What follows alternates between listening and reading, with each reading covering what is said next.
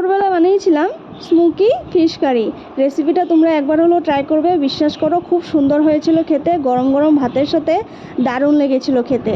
তো যাই হোক, হাজব্যান্ড বড় একটা সাইজের কাতল মাছ নিয়ে এসেছিলো পিস পিস করে, সেটাকেই 4 থেকে 5 পিস নিয়ে নিয়েছি। তো আজকে আমি ভাবলাম তো রোজই তো ঝোল বা কারি বা ভাজা খাওয়াই হয়, আজকে একটুখানি অন্যরকম রান্না করা যায়। মাছটাকে ভেজে না নিয়ে মাছটাকে এইভাবে পুড়িয়ে নিয়েছি যাতে স্মোকি ফ্লেভারটা আসে।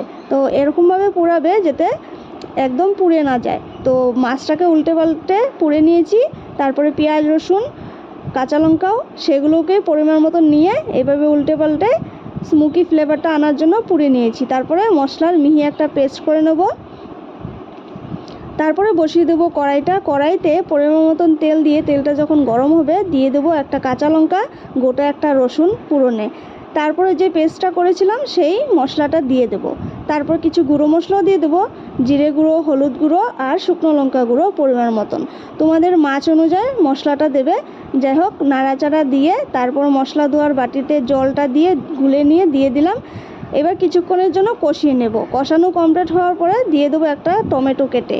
টমেটো দিয়ে নাড়াচাড়া দিয়ে দেবো পরিমাণ মতন জল দিয়ে নুন দিয়ে ভালো করে যখন ফুটে যাবে তখনই মাছগুলো দিয়ে দেবো। মাছগুলো দিয়ে আবারও স্টিমটাকে একটুখানি কমিয়ে ঢাকনা দিয়ে কয়েক মিনিট সেদ্ধ করে নিয়ে উতরিয়ে নিলেই গরম গরম ভাতের সাথে রেডি স্মোকি ফিশ কারি।